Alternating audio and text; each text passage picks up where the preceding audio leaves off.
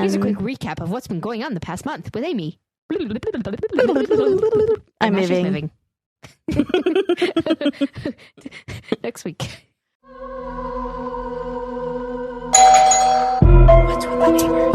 What's with the neighbors? What's with the neighbors? What's with the neighbors? What's with the neighbors? Yeah. Oh, man. Okay. So, hi. Welcome to our podcast. Yes. What's with the neighbors? That's Bree. And that's Amy. We have a few announcements. You guys need to either follow our YouTube or our socials. TikToks. There's going to be a hilarious TikTok coming out. Yeah, we just spent a lot of time making a TikTok. Yeah, it's going to come out even before this comes out. So if you haven't seen it, go check it out because it's hilarious. Yes. And join our Patreon. Yeah. Join our Patreon. Support us, guys. Yay. And share our podcast. That That's is the biggest thing. Yep. And also order some shirts because we've got merch. Merch. Ooh, You don't have to order shirts. We have hats and everything else too, like on Zazzle. Yeah. And rate us. Yeah. That's the biggest compliment. Oh, yeah. Absolutely. A nice one, please. That would be. Yeah. Someone gave us preferred. what was it? Like one time? That was really rude. Poop head. That was like over a year ago and we still haven't let it go. It's fine. I'm not mad about it. We don't care. No, Hey, we're you want to hear fine. a joke? Yeah, I do actually. Thank you. Why did the can crusher quit his job? Because a can crusher can't can. Because it was soda pressing. That was a good one. That was cute. Yeah, I'm bringing corny jokes back.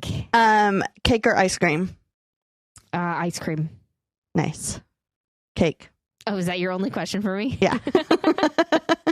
Yes, I love ice cream. So we're going to do something that's... Both hurt my stomach, by the way. Anyway. Yes. Poor Brie. So I don't know. We've done this a couple times on the podcast, but we decided that we would like to make it more of a reoccurring situation. We bought the sauce that took internet by storm and just Wowed everyone. it wowed everyone. It's been a sensation. It's called the pink sauce. Actually, Whoa. it's just called pink sauce. The ingredients include dragon fruit puree, canola oil, coconut cream, water, sugars, distilled white vinegar, garlic, ranch flavor, spices, some other stuff that like to make things like not like go bad. So it says All great wholesome ingredients, Yes. by the way. It says, far from ordinary, from TikTok to table, shock your taste buds with flavor and thrill. Taste Chef Pie's famous sweet and tangy sauce made vibrant with dragon fruit and spices. Are you ready to try the pink sauce that becomes an overnight internet sensation? Are you? No. And literally on the label, it says, as seen on TikTok and Instagram. Oh, snap. So we're going to try it. I Yeah. Googled what we should try it with, and it said, like, it's supposed to taste like ranch. Yeah. I should have got some potato chips. I've got potato chips. That's okay. So Brie doesn't like carrots or broccoli because she's Raw a child. Broccoli. It's gross. It's too dry. Like, who wants to eat raw broccoli? It's so dry. I love raw broccoli. That's like, I don't mind the taste. It's just so dry. That door is shaking so bad. It is so dry. They went in. Yeah, I have cucumbers. Cucumbas. So you're going to try it with cucumbers. Yeah. And I'm going to try it with a broccoli. Oh, it smells so good. Okay, but first off, it looks like... My mouth is watering. Remember right now. when we first said that this is not a food podcast? Yeah. So it's like a light pink color. It looks like pink ranch. Yeah, Kind it of. does. But But the like specks are like tinier. Yeah. I don't know. It looks like a soft pink, but not like a baby pink. Oh my god, it smells so You good. know, My like mouth is bubble watering so gum? bad. Can we just freaking try this? You know bubble gum that you've been chewing for a long time, Ew, like yeah. pink bubble gum? Yeah. That's what it looks like. That is what it looks like. That's the color I of don't it. want to eat it now. All right, are you ready? Yeah. Okay. Cheers, buddy. Cheers. Yep. It tastes like ranch. Oh, it's kind of spicy. Oh, yeah. What on earth is spicy? We got pepper in it. Mmm. It said pepper? Also, I'm sorry for chewing in your, but this is an ASMR moment. Watch, listen. But I don't know. It says salt and spices. It's just, It was spicy spices. whew, that's spicy. Spicy. I'm going to try it with a carrot. I guess it should be like a... Everybody's getting like overload with two people chewing. Like, oh my God. Good. It's good. It's good. I'm going to be honest. It smells better than it tastes. I think the spiciness is what's bothering me the most. I do like this. Oh, you know what? What? It would be good on wings. Oh, yeah. This would be really good with wings. I'm bothered that it looks like it's supposed to be sweet. Yeah, same. I was expecting it to be sweet. I guess this is like a healthier alternative to ranch, because ranch is what? Mayonnaise and... Deliciousness. Yeah. So it's a good, healthier version for It's it. good. It is good. I like it. I think yummy. it would be a good, fun way to get kids to eat salad. Yeah. Give them spicy ranch. Yeah. All right.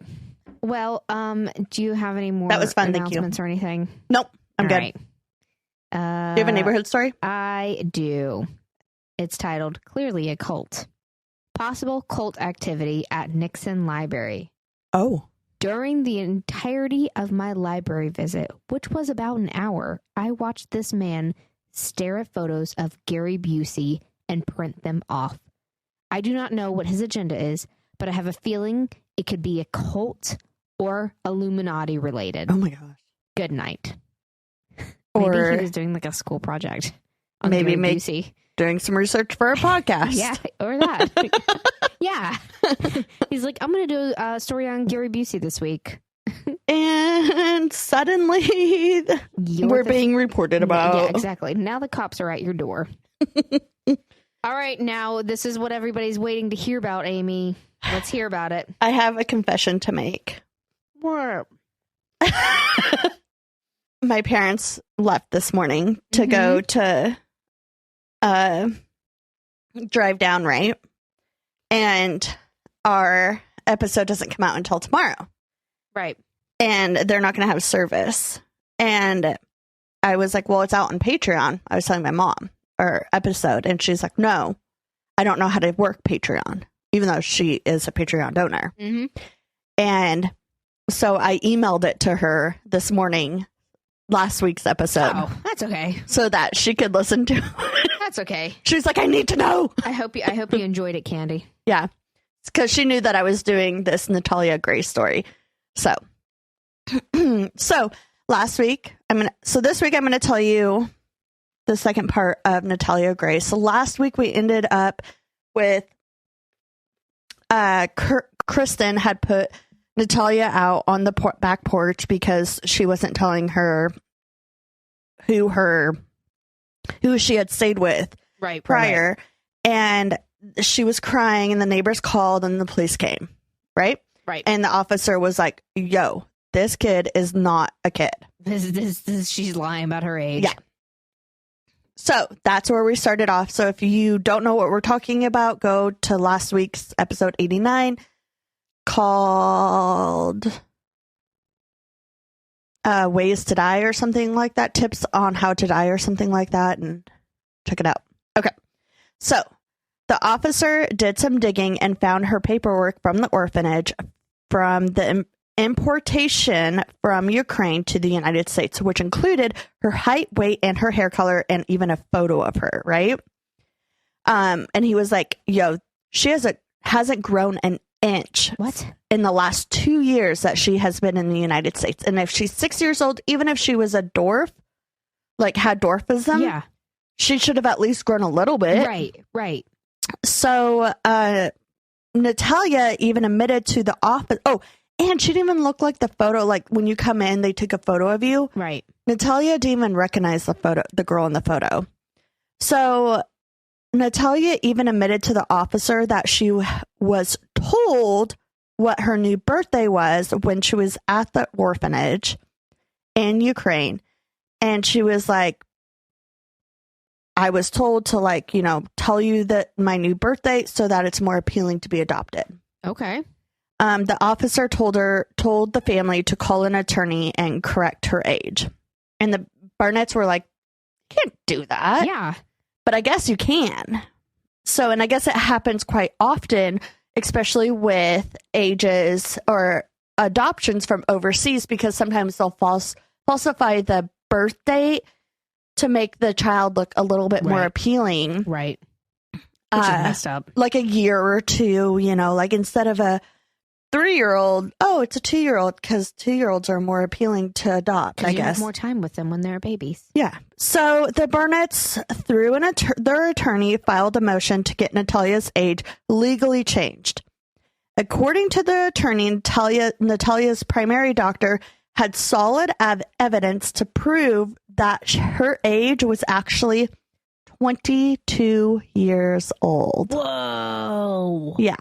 Holy cow. From her bone structure to all these things that went into this evidence. Like he was like, yes, she is not 6 years old. She is definitely 22 years old. Whoa. So Natalia's new year of birth was 1989. Oh my gosh. They have an adult now. Yeah. So they went from like having a kindergartner, first grader, to a full grown adult. They grow up so fast.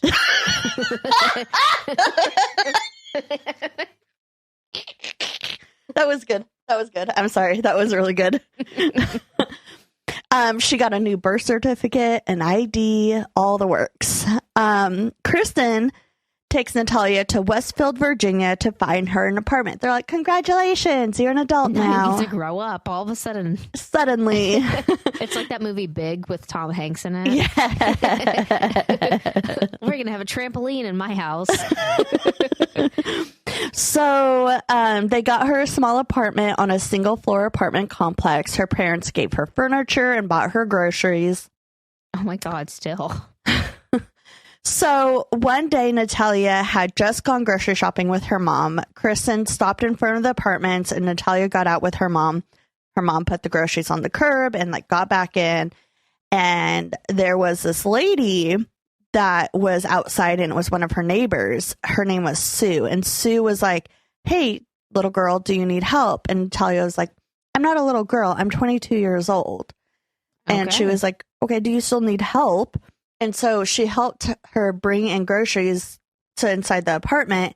And Natalia's mom, Kristen, was just sitting in the car, just like watching them do this instead of like helping. And she didn't even say like, oh, thank you for helping. Nothing. She just sat and watched and then drove off.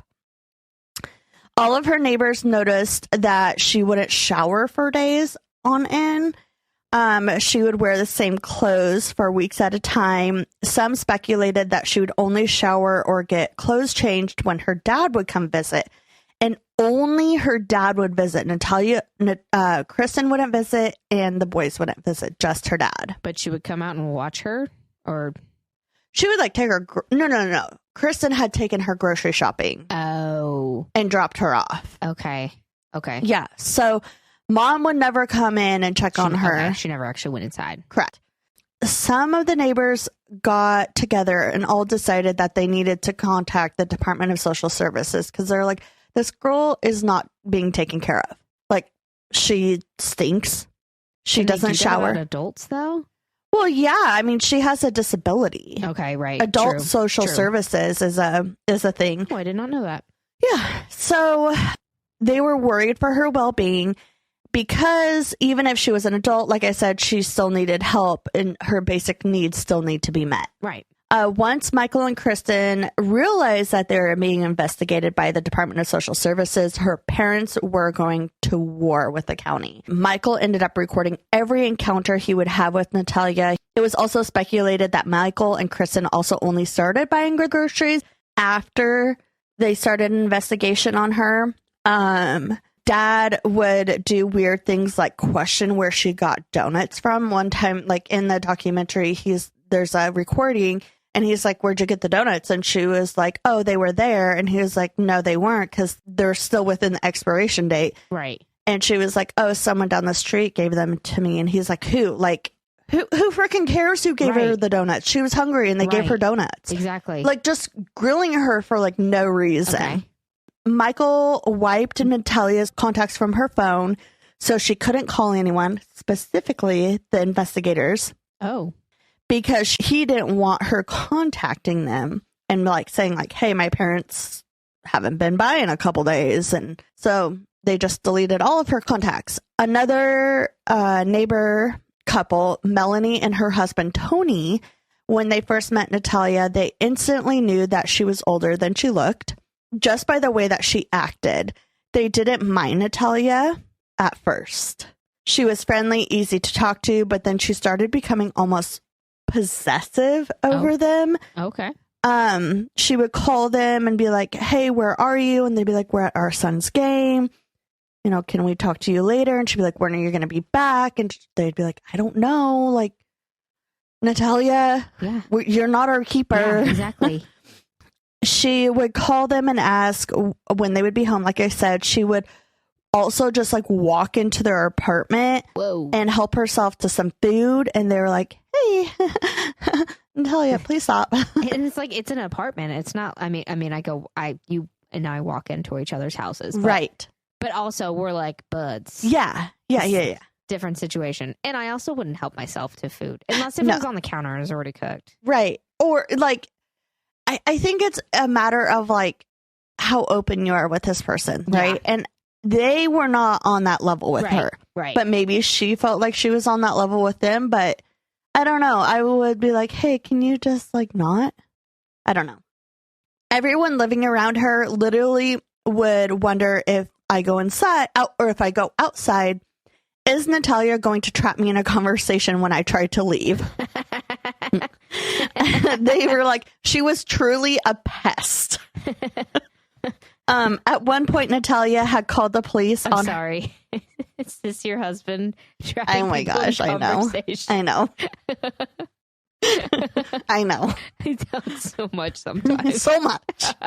Stop it. So much. At one point, Natalia had even called the police on herself. She stated that she wanted to hurt her neighbors and was going to burn the apartments down using her microwave. Oh. Yeah. What? Maybe putting foil in it. I don't know. Fork. One of her neighbors asked her why. Use a match, though. Why are we just grazing over that? Maybe she didn't have burn your building down with a microwave. Well, maybe she didn't have a match. A candle. And there were so many other things to start fires. Not a freaking. You're just gonna go carry a microwave to their apartment. But no. I'm thinking that she was gonna burn her apartment down, and the apartments around her. I guess it makes more sense. But still, I don't know. I don't know, Brie. Ways to start That's fires. all the information I have about the microwave. All right. Noted. So one of the neighbors asked her why she didn't live with her parents, and she was like, oh, I tried to kill my mom. It's fine. No big deal. Standard. She said, I tried to stab them, poison them, you know how it is. So I had to live in the garage. And the neighbors were like, that sounds about right. That checks out, actually. Everything makes sense now. You know what? Good to know you. So never going to talk to you again. And like they were scared of her. It was really sad. Of course they were. Yeah. So Melanie and Toby, her neighbors, started to get very uncomfortable with Natalia around her boys. She would meet the older boys at the bus, or their older boy at the bus stop, when no one was around. And one time he went over to another neighbor's house when the grandma wasn't there, but her grandboys were, and the grandma caught her leaning up on the boys while they were playing Xbox. And she just like kept getting caught in these like uncomfortable situations, like just too close for comfort, like intimately, or like just uncomfortable. Just like she'd be like leaning on them or like getting too close to the boys. And I guess like if you already don't like this person, it's uncomfortable. Like bubble. Yeah, there's a bubble. Yeah. Right. So one day, Melanie and Toby heard the door open and their dog, they had like a little chihuahua, was going crazy. and they caught Natalia in the hallway heading towards their son's room. Luckily, they stopped her from anything that could have possibly ended up being bad. Oh my gosh. Yeah. So one day, one of the neighbors, Fred, was in the apartment laundry room doing his laundry, and Natalia walked up to him and started saying these making sexual advances towards him, forcing Fred to leave the laundry room and almost leaving his clothes behind. He's like, hold on, let me gather all my clothes. I need to go. Wait, what? You're going to do what to me? Oh, okay. All right. Let me get my clothes real quick. I'll bye. He's like, do I leave my underwear behind? No.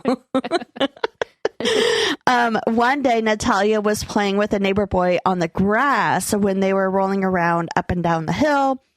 She suddenly reached over to the boy and reached down his pants. Oh, okay. And the dad ran over and stopped from anything happening. He just penetrated the bubble. There's no more bubble anymore. Stop it. So that was the beginning of the end of her at this apartment complex, because clearly everyone's uncomfortable. But they never had the apartment manager didn't have any solid ground for her to kick her out and break that lease.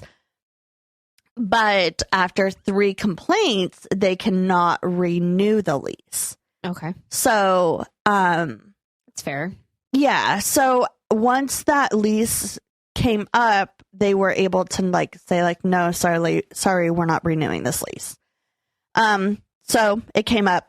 She had to move. So Kristen took Natalia to Lafayette, Indiana, and got her an apartment there. The only catch, though, Brie, was that Kristen, Michael, and the rest of the boys had plans to move to Canada. Oh my gosh. Well, Jacob, their super smart son, was going to go to a university there or some sort of institution. Okay, that makes sense. So, to advance his career or whatever he was doing. But this made it so that if she needed her family, they were not available. Right away. Right. Yeah. So the apartment she was put in was on the 2nd floor near a homeless shelter and 2 blocks from an adult GED center. It was a very sketchy side of town. Lots of homeless people. One of the neighbors that was interviewed said, I don't even walk around inside my home without a weapon. Jeez. So that just kind of goes to show of how sketchy it was. Yeah. Christine initially took her cell phone, but they ended up getting in trouble with social services for that. So they gave her her phone back, but took all of her contacts out of it so she couldn't contact anyone. Oh my gosh. The electricity bill also would go a month or so without being paid. So she would go without electricity. So real quick, we're going to go on a little side trail. Okay. Years prior to the social worker's home study that was done, where Michael and Kristen did a self-evaluation and where they stated that there was no domestic violence inside the home. There was, years prior to that, there was actually a police report where there was a domestic violence report within the home. Michael had Kristen in a headlock, and he threw her down the stairs, pushed her, and had her and she had ended up crawling to the front door or something and reporting him. So that is just they're trying to paint this picture of this beautiful family, and actually there wasn't. It wasn't this perfect family. There's more to the story. Yeah. So according to a neighbor, Michael and Kristen would be seen multiple times outside arguing and screaming, and Kristen would often degrade Michael, be like, you're nothing, you're not even a man, things like that. So also, remember the cow farm that they went to? So for one of the boys' birthdays, they went to this dairy farm, and they went on a tour for it. And Kristen reported that Natalia had tried to push her into an electric fence. Yes. Okay. So there were plenty of other witnesses that arrived after the initial incident. Workers arrived, and other dwarfism experts had actually debunked what Kristen was saying. They were saying that Natalia was unable to actually pull Kristen to the fence. That's what I thought. I was like, how in the heck? She's got to have some killer arm strength. Yeah. So Michael had in 2 separate interviews within the years, one, I think it was like in 2018. He says he does not recall what happened at the farm because he was like so far ahead of with the boys. Okay. So he doesn't know what actually happened. And then like the next year, he said he saw Natalia pulling Kristen into the fence. Oh, so now you remember a year later. Yeah. So That's not how that works. right. In a forensic interview with Natalia in 2019, Natalia stated that she had fallen at the farm and Kristen tried to help her up, but ended up falling as well. Like with her. Yeah. Okay. But then Kristen turned around and like made it this huge thing saying that she like tried to pull her into the electric fence. But like the workers at the farm were like, that fence wasn't even on. Like it wouldn't have mattered because it was off that day. Right. So, okay. So just like a couple side notes, I didn't really know where to put those within the story. No. So back to this Lafayette apartment, one of her new neighbors got a knock on the door and Natalia asked for a sandwich because she was hungry. And of course, the lady made one for her. She had 5 kids of her own. She was like, what's another kid with the sandwich? Like, no big deal. Natalia also started going to the GED center down the road to get her GED. And the neighbor that made her that sandwich one time realized that Natalia left one morning and then never came back. This is in 2014. Michael and Kristen got a call in Canada from the GED center asking if they had seen or heard from Natalia. And of course, they're like, no, we're in Canada. Like, we are showering in maple syrup. They're like, no, we haven't. But then the parents are like, wait, what? Like maybe something bad happened. Like not in the interview. He made it like, oh no, what if somebody kidnapped her? But I think they were more worried that she had like gone off with a social worker and they were like making this big like investigation about them. That's what I think. But a few days later, the center called and they're like, oh, just kidding. We found her. She's staying with this woman named Cynthia. So they called Cynthia and Cynthia was like, oh, it's all good. She's living with us now. Okay. And they're like, no, you can't just live with, like, she's our kid. Yeah. You can't just like have her. But no, she's 22. She gets to do whatever she wants. She's an adult. So adult protective services go out and check on Cynthia and her family. Turns out that the family had used Natalia's $500 she gets in food stamps and had her social security checks mailed to their house. And instead of getting the mail to her parents' house where they would reimburse themselves for the rent and electricity, which they didn't always pay. Yeah, I was about to say. Yeah. So her parents are cashing these electricity or social security checks and claiming, oh, we're reimbursing ourselves for the like a year advance in rent that we paid for her and her electricity. It's like, but you're not always paying the electricity. You're banking off of her. Yeah. And are you also reimbursing yourself for all this like groceries that you paid for her in the past, but she was also getting food stamps? So Cynthia and her husband, they also had Natalia sublease the apartment, which, like I said, her parents paid for in advance. So they were actually making money off of her subleasing the apartment plus her social security checks. Okay. So we're going to jump a couple years now. In 2019, Michael and Kristen ended up getting a divorce. Michael had moved back to Lafayette, Indiana, and there was an officer there that was doing some investigation on the family because nothing is adding up. Nothing still is adding up. Right. So he goes and meets with Michael and he's just talking with him and he's like, all right, be honest with me. How old do you think Natalia actually is? And Michael's like, right here, right in this moment. And the officer's like, yeah. And Michael's like, I think that she's 22 years old. Okay. Which would make her 16 at the time of her being put in that first apartment. Right. So the next day, Kristen and Michael had 2 charges against them for child neglect. Jeez. Because Michael just literally confessed that he thinks that she was actually 16 years old in this apartment, and you're neglecting this child. Right. So Michael turned himself in, and the next day, Kristen also turned herself in, and Michael's story started to change. Michael started to come out and say that Kristen had manipulated the entire family. Michael said that there were many times where he would come home and Natalia had her nose to the wall. And one day he came home and Natalia had been sitting on the wall for over 8 hours. She had peed herself. And Michael said that Kristen yelled at him and said, like, don't do anything, like you were going to support your wife and back me up because you haven't been home all day. What? And at 2 a.m., Natalia was still had her nose to the wall, and she ended up defecating herself. Oh. Because she didn't leave that wall. Her mom wouldn't let her leave the wall. Oh my gosh. According to also, you have to clean up after that. So why would you do that to yourself? But if she's like 6 years old, does she actually have to clean it up? No, I'm saying why would the mom do that? Like, why would you do that to your child when you know you're going to have to clean up after it? But what I'm saying, if she's 6 years old, you can say, like, take off your pants and throw them away. Oh, yeah. Yeah, true. So, I don't know. Oh, that's messed up.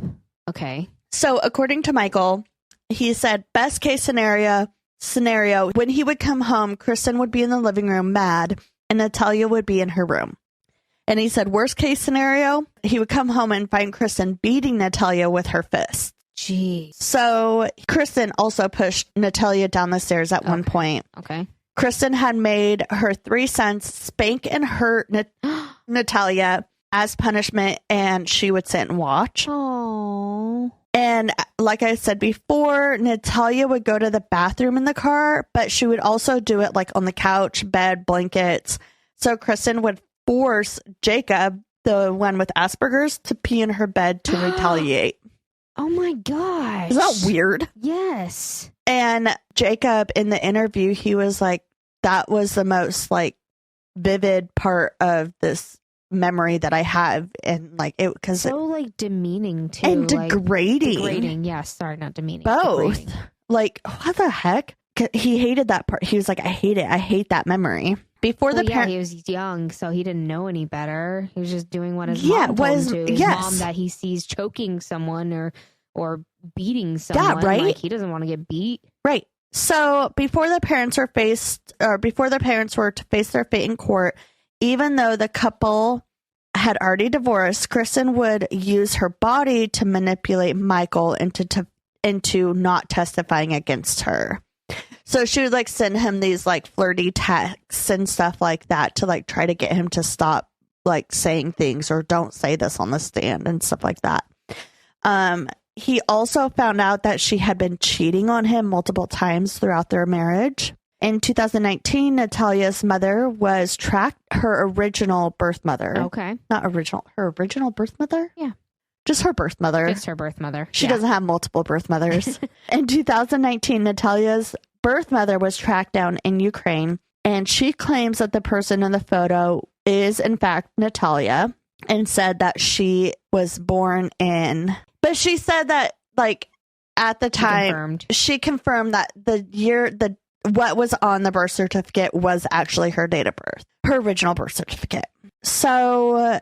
And she also said that she put Natalia up for adoption because of her disabilities, because the doctors were like, basically, if you keep this child, she's going to have a miserable life. You're not going to have any money because you're going to be constantly trying to care for her, right, and give her the things that she's going to need. You're not going to be able to do that. And she also said, oh, yeah, and this kid is also a sociopath. Right. So in October of 2022, Michael went to court to face his felony charges for child neglect. He ended up being found not guilty because the judge had ordered that Natalia's age not be mentioned during the trial for both parties. And so they basically were both trying to argue these things, but they couldn't say, like, well, she was only 6 at the time. They couldn't say that. Or she was 22 years old and living in they couldn't say either of those things. Right. So after that, in March of 2023, so this year, Kristen's charges were actually dropped. As of today, Kristen lives in Florida and posted on Facebook on May 28th defending her treatment towards Natalia. She said, I do feel I was the only one who really saw Natalia as a capable, beautiful human being inside of the package I was presented and what she was going through. She was struggling with identity for who knows how many reasons. It even made her violent. But I will say that all I did was what I always do, see a capable, beautiful human person. The saddest thing here is how dwarfism is being portrayed. The idea that the media will even use people with short stature to try to perpetuate current day ideas that short people are children or need to live in doll houses that are miniature or cannot make their own medical decisions or function in the real world is terrible. I never saw Natalia as any different than anyone. Yeah. You hear that, short people? That's all I got out of that. Basically, bullshit. So in her Facebook post, Kristen goes on to insist that Natalia was an adult and she wanted to treat her as such. She also commented on the Mans family, the Cynthia. Okay, yeah. And her husband. She commented on the Mans family, Antoine Mans and Cynthia Mans, who emotionally adopted Natalia in 2016. She said, we went to court with medical evidence and presented them from becoming her guardians, fighting for her right to make her own. Oh, sorry. Let me back up. The Mans family, Cynthia and Antoine, they tried to adopt Natalia in 2016, but were denied because she was legally an adult. Right. So Kristen went to court saying like she is an adult. They can't adopt her. Right. So she said, we went to court with medical evidence and prevented them from becoming her guardians, fighting for her right to make her own choices. And we won. That is not abandoned. That is concerned and actively trying to help. They are not her legal parents. She also claims that it was the state who abandoned Natalia, not having adequate services for her. So Michael Barnett is in Indiana right now. He is with his oldest son, Jacob. He has not spoken with his other two sons in over 8 years. And he hopes that he'll be able to someday. I believe Michael has also remarried. I'm not positive. I don't remember from the documentary if he had or not. I can't remember. So Natalia had something to say about this documentary that came out. Okay. She was also on Dr. Phil with her new family. Oh, okay. But Natalia said, the things that Kristen and Michael have said that I have done is a lie. I have never done anything that Kristen and Michael have said that I have done. You can ask anybody in my family now. You can ask Bishop Antoine and Cynthia Mans that. Just ask them, has she ever done anything? They will tell you who I really am. They're not going to lie, and neither am I. It's frustrating. It's very frustrating to hear anything that's being said from Kristen and Michael. And because I already don't know who I am and want to know who I am and what happened to me, but I'm hearing all this stuff that never actually happened from Kristen and Michael. I'm like, it's shocking and it's frustrating because that's not even true. And people are believing what Kristen and Michael are saying without even hearing my side. Y'all have heard from Kristen and Michael and what they have said, but you need to hear both sides in order to know what happened. Yeah. So this summer, there is going to be a documentary called The Curious Case. No, I forgot what it's going to be called. It's like Natalia Grace's side or something like that, like her side. There's gonna be a documentary that comes out and it's her side of the story. On what? Probably on HBO or on HBO Max, because that's where it came out. But I've also seen heard other podcasts talk about it on other streaming platforms. So that's where I saw it. So that is the partial story of The Curious Case of Natalia Grace. So how old is she? I don't know. So it sounds like she could have been younger And whenever they made her move out, she was actually 16, not 22. I don't know. Yeah. So when Michael was interviewed asking how old she is, and Michael said how old she is right now, and he said 22 years old. That was years after she had already been in an apartment on her own. So she would have been 16 at the time. Right. When she was living on her own. Okay, I see what you're saying. Yes. Yeah. So that means she actually was younger when she was living with them, like in her teens. Yeah. So I think, okay, so I have a couple theories. First off, why are the neighbors making all these comments about these like accusations of like her and the boy in the grass and her with Fred in the laundry room? Yeah. So and like those nurses at the psych ward, like there's these things that people are saying that have nothing to do with the story. Exactly. So I do believe that maybe she could be not mentally stable. Right. It was like her birth mother said, didn't she say she was a psychopath? Yeah. Maybe she's schizophrenic. She could be. But she, like Cynthia and Antoine claim that they haven't had any issues with her whatsoever. So I have a couple of theories. The fun one that I like to think, because I love just drama and I love crazy out there theories, is I think that maybe she could have stolen a child's identity. Oh, that's not actually a terrible, crazy theory, because that does happen. Right. She stole the child's identity, went over to the United States, claiming that she was this 6-year-old. But then her birth mother confirmed that was her, though. Could have been any photo. Right. And it could have been any person. Like, she could have been lying. Exactly. So, I mean, really, how are you supposed to know what your kid's going to look like when they're an adult if you've never seen them before? So I like that one because it's crazy and bananas. But I think that she also could have been, she is, mentally unstable and is, maybe she's on medication now, and that hasn't been said. Yeah. Maybe Cynthia and Antoine put her on medication.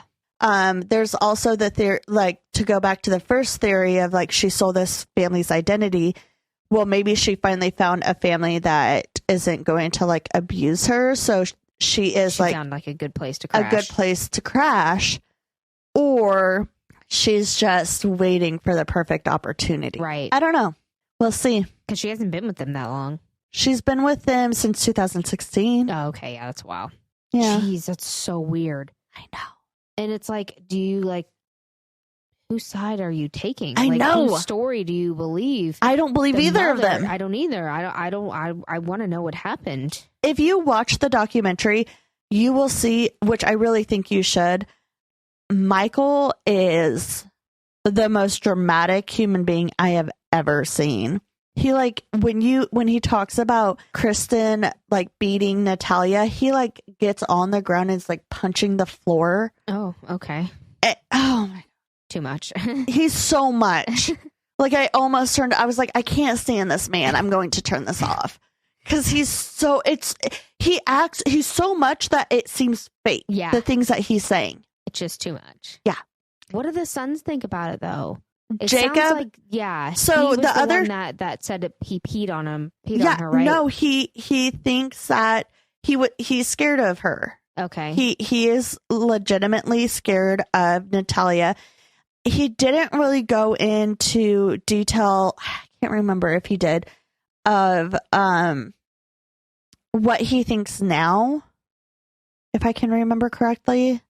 I haven't watched the full documentary in over a week, so today I mostly went off of memory and then like trying to get dates. Right. But I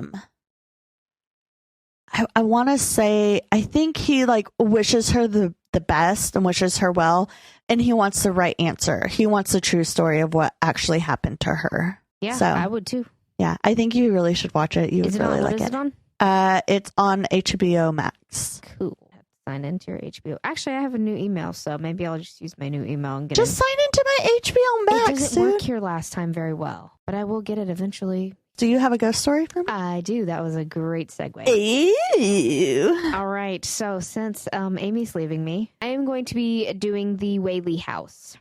The what house? Whaley House. Whaley. Yes, it is one that I've had on my list. I started it in 2022 of March. Whoa. It was in here as an unfinished extra. And like I started it and I just wasn't feeling it at the moment. So I was like, I'll just put it in here as an extra. I have so many of those in my computer. Yeah, me too. So I'm doing the Whaley House. It is a pretty popular, well-known paranormal I've never story. heard it. So you have. Oh, I have? Yeah, you have. You'll know it. Okay. So I'd be surprised. So the Whaley House is a beautiful Greek revival style home in San Diego, California, built in the mid 1800s. It was the home of Thomas Whaley and his family. Thomas was the seventh of 10 children born and raised in New York.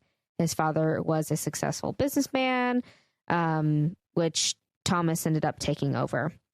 In 1849, he traveled to San Francisco during the California Gold Rush. He built businesses, made some money.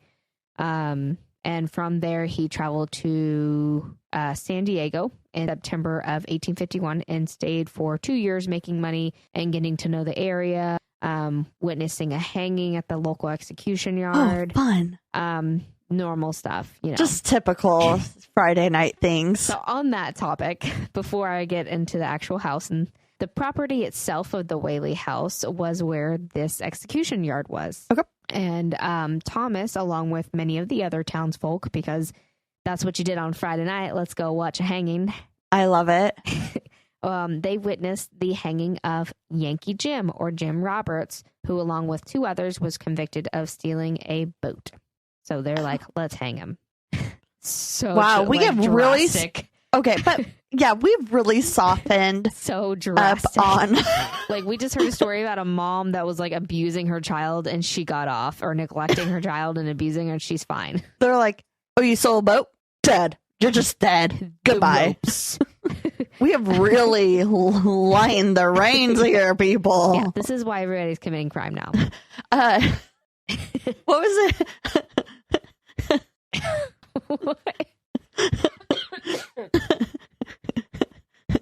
You turn the wrong way, dead. You commit right to jail. You right to jail. That's Right what to it jail. is. Yes, I know. I always think of that too. Right to rope. Okay, so You drive too slow, right to jail. right to jail. Drive too fast, right to jail. So he was also suspected of like other crimes too, including murder, but there was no evidence of it. So I mean, I don't know. Okay, It sounded like it was kind of a sketchy way to put someone to death. I mean, So about Jim. Jim was pretty tall. He What was about 6 Jim? foot 4 inches tall. holy He was a cow, big guy. And that must be really big for you. yeah, yeah. So That's when like Brie. That's over a foot long. That's over a subway foot long, taller than that is you. a foot and 4 inches taller than me. That's so I tall. told you I dated someone who's 6'5". Oh my gosh. So tall, so weird. You're only Brie. I'm sorry.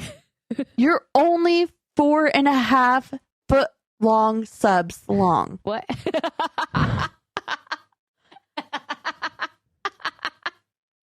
Have you thought about that?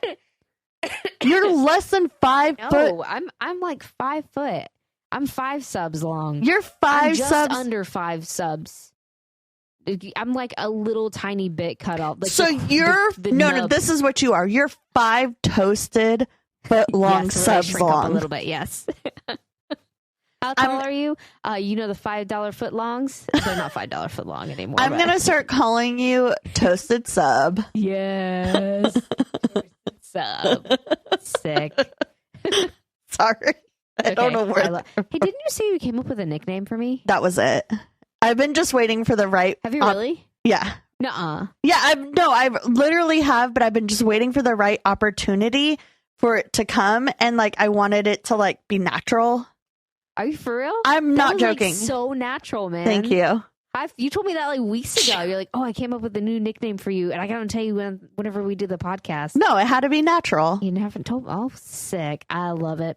Thank you. I hope it sticks. I also I didn't want it to be like when my kid's talking about your height, because I didn't want to give her that like Yeah, leverage.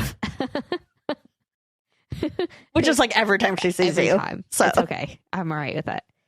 Okay, so yeah, he was 6'4" tall, 6'4" tall, and he was hanged. And so like the gallows at the time, I guess there was like two different ways that they've ever like done like hangings, and like one way was a short way, one was a tall way.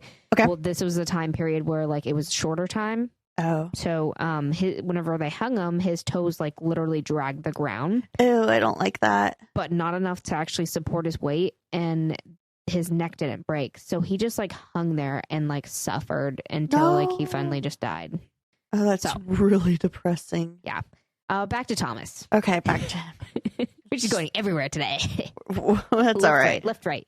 All right. Thomas returned to New York to marry his high school sweetheart, Anna Eloise Dulani. Together, they returned to San Diego, start their lives. Whenever they returned to San Diego, Mr. Whaley remembered that terrible scene of the execution yard with I also would.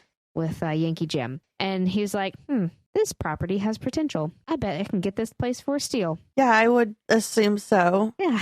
But be careful if you get it for a steal, because you could be hanged for stealing it. So on May 6th of 1856, they began construction on their new home. He said that my new house, when completed, will be the most handsomest, most comfortable, and most convenient place in town, or within 150 miles of here. Okay. The house was the first of its kind, costing more than $10,000 when completed, and that is $333,783.53 today. Thank you. So you're welcome. It's not really that much, but you know. That's still money. Yeah. It was, I mean, it's not like a $500,000 house. Right.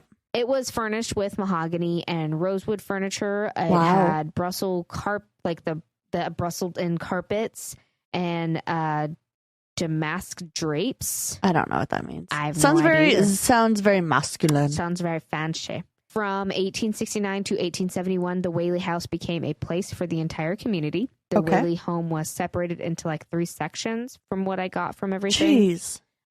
One as the home, then a general store, and then like a grain store, which was also a courthouse. And then there was also a theater at one point and other things. It was just multi-purpose house for the community. Right. Okay. So Thomas and Anna had 3 kids, Francis, Thomas, and Anna. Then eventually they had 3 more children, George, Violet, and Corinne. Thomas had the baby Thomas, whenever he was a baby at just 18 months old, he had died of scarlet fever, which is pretty common then. Yeah. And at one point after that, a fire had run through the home and it like destroyed the general store, and the family temporarily moved out of the home, suffering from personal loss and financial loss. Yeah, I bet. So they moved to San Francisco. They kept the home, obviously, and I believe they rented out the floors in the meantime.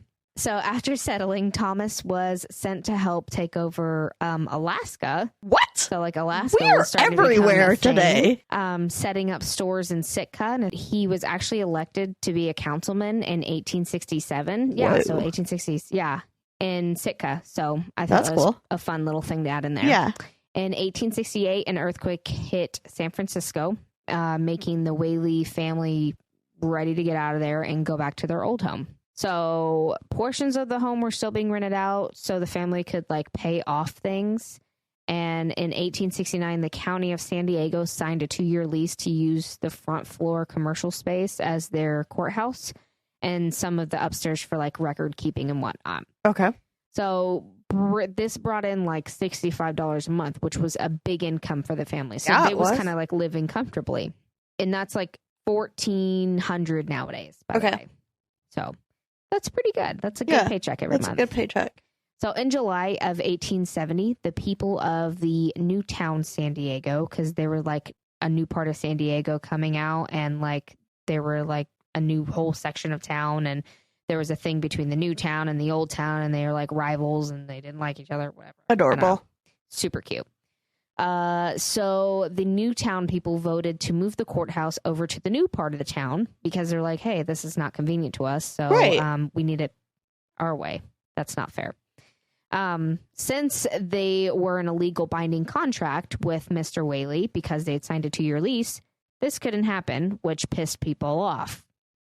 So, and Mr. Whaley wasn't willing to. Yeah. Well, he wasn't even there at the time either. He was in Alaska. Yeah. Gotcha. So I don't know where, I think he was just out of town. So the sheriff and the other townspeople held Mrs. Whaley and I believe their daughter at gunpoint while they ransacked the home and just like took all their stuff back, all their documents, records, furniture, and didn't give Mr. Whaley the rest of their rent and didn't even compensate him for any kind of damage or acknowledge that what they did was wrong.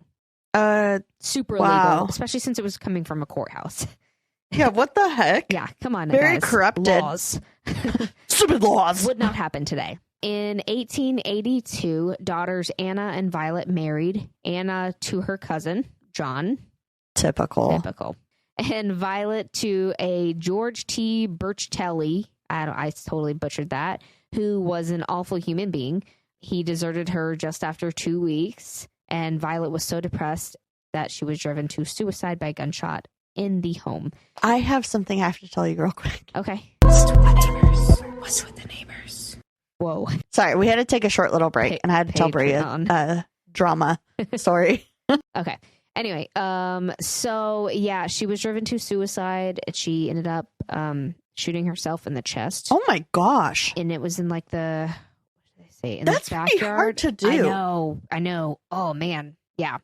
And so Mr. Whaley was there when it happened. And so he like grabbed her and brought her into like, I think it's the dining room or the living room or whatever, and held her in his arms until she died. That's so sad. I know, his baby. So the family was super depressed with all these bad things happening. So they moved out again, thinking the property was cursed. Probably. In 1909, Francis Whaley bought the home again, one of the sons, and restored it so it could be lived in again. And the family moved back in 1912. And eventually the family had just like died out and the home was at risk of being torn down until the community wanted to save it. The county took ownership with the help of the Historic Shrine Foundation and restored it to its 1918 status. And in 1916, the home reopened for the public for tours, and eventually it was restored again to what like Mr. Whaley's original like envision of what the house should be. Okay. So that's what it is at now. Okay, so deaths.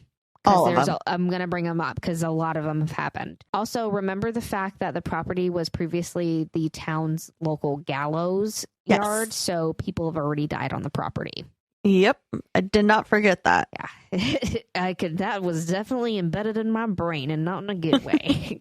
So the Whaley's young son, Thomas, died of scarlet fever here. Right. I told you, at 18 months old. Daughter Violet committed suicide here. Anna Whaley, the mother, passed here in the home. Frances passed in the home in 1914. Lillian Whaley, or I think it's Corinne Whaley, passed in 1953 in the home. And lastly, a very unfortunate story regarding a little neighbor girl named Annabelle Washburn. The Whaleys used to like give out cookies to neighborhood children. This might spike it up in your brain.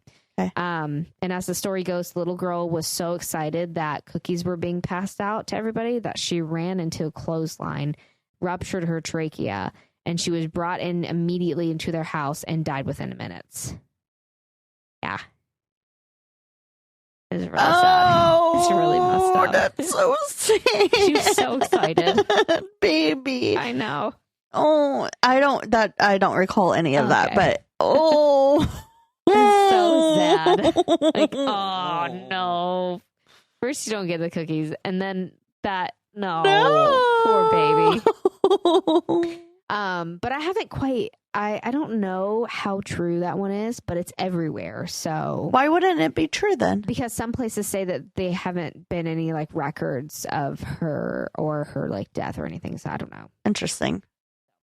Okay, so obviously paranormal, fun part. Sure. Hauntings started all the way back from when the Whaleys actually were living in the home, obviously. Wow. So they would hear footsteps throughout the home, and it would happen so often that Corinne, one of the daughters, would document it into her journal. So It's seen in like public records. People have seen mist apparitions, and visitors have heard disembodied footsteps, big and little ones, which they think is from a toddler. Okay.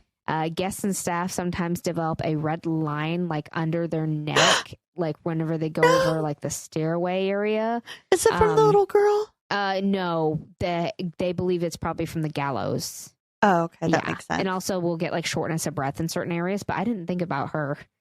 So maybe. Oh, baby. Things moving on their own, such as rocking chairs and chandeliers, and I'm sure plenty of other things. Disembodied voices, including a baby crying and laughing, as well as the piano playing, have been heard, and the staff has heard what sounds like a party happening with music and singing. Okay. In the dining room, the also, staff, like, I'm sad that you didn't invite me. yeah, Rude. what's going on? In the dining room, the staff has heard what sounds like a gathering for like a family meal. Like you can hear silverware clinking, and you can smell food, like fresh baked bread and pies. Yum. And it also, they've been able to smell tobacco around the home and like a French perfume. Oh. Doors and windows open and close on their own. Lights have turned on and off. Mr. Whaley and his wife are still known to be like living here, obviously, like in the afterlife, and known to be like nice hosts. I love that. Thomas is often seen walking around the home and checking in on visitors, and has even been like seen and heard upstairs like laughing. Yeah. It's believed that Anna is still busy taking care of her family and home, going about doing her normal routine. She's been seen folding clothes. Oh, what an awful chore to do in the afterlife. You have to still fold laundry. She will sometimes guard the upstairs, waiting for permission from people to come up. So, like, I don't know, like, why you would like not go up. Like, you're not. You can just pass through her.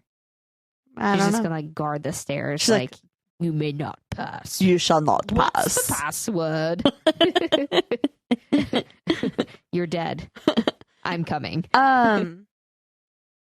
Speaking of folding laundry, shout out to my mom for like doing my laundry the last 2 weeks. It has actually been really nice, and I hope it doesn't stop, but I understand if it does, because I'm a full grown adult. Yeah. And sure has been nice though. She's awesome. She's like, I don't like dirty laundry sitting around, and I was like, me either. I was like, I have like a full like stack of laundry that needs to be washed. I'm like, oh no, my laundry. Mom. She's like, I'll do it. Thanks, Mom. You're the best. Thanks, Mom. You're the best. Thanks, Mama Candy. Okay, go ahead. So also, yeah, she's been seen folding clothes, and also she's obviously still cooking since they can smell food. Oh, what an awful chore to do. Evidently, Regis Philbin came to this home at one point, and he had seen Anna appeared right in front of him. Whoa. When he was on tour. Also, after what a weird person. I know, Regis Philbin. Yeah, like I know he's dead now. I forgot that he died. Yeah, he died like a couple years back. No, Yeah, I'm pretty sure. Hey Siri, is Regis Philbin dead? Died on July 25th of 2020. Maybe he was there and be like, who wants to be a millionaire? And they're like, Aww. I do. I didn't know he died. Yeah. It's been a minute. That's so depressing. Sorry. That's what I do. So another funny story is after a really busy day of tours, the staff was like, they were just like so busy that day, having people coming in and out all day. Right. And they were closing up, and afterwards they were startled to see that the front door and the upstairs windows had all locked at the same time. What? That the last visitor had left. They just all, from what I gather from that, is that like they can hear all the locks just lock in the that's house. what I'm thinking. And what they think is that like Mr. and Mrs. Whaley were like, all right, we're fine with having people come into our house, but like this is enough for the day. And we're done. Yeah. Go home. Leave our home. We're open 9 to 5. It's literally 5 o'clock. Leave us alone. Goodbye. It is 5:01. I like it. Yeah. I respect that. Violet, the daughter who killed herself, has been seen in the archway of the parlor as well as on the second floor. And a little girl with red hair has been seen outside smelling flowers outside and playing in the playroom, in the kitchen, and the dining room. I'm betting that that's the little girl that died from the the clothesline. Oh. Because they didn't say what she looked like. She was probably eating cookies. No. I hope she got her cookies. I hope she got her cookies too. Mrs. Whaley made her cookies. I hope so.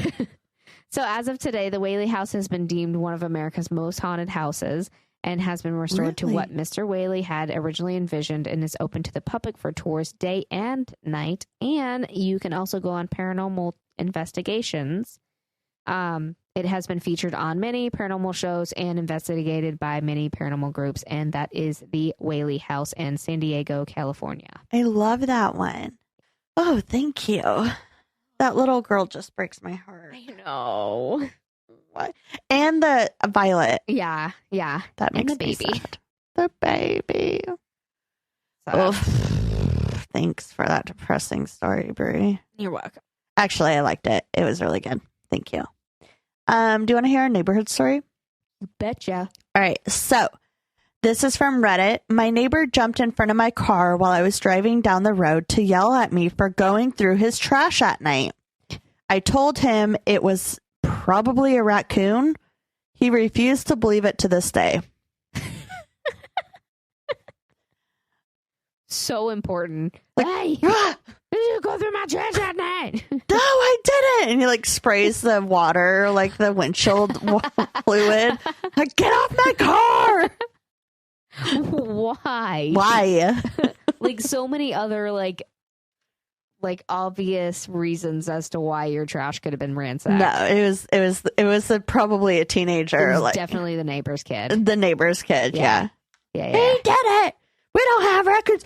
Not in my good Christian neighborhood. I mean, bears used to get in our trash. Yeah. Like, I don't know if I've ever showed you the video of watching a bear pull our giant trash can.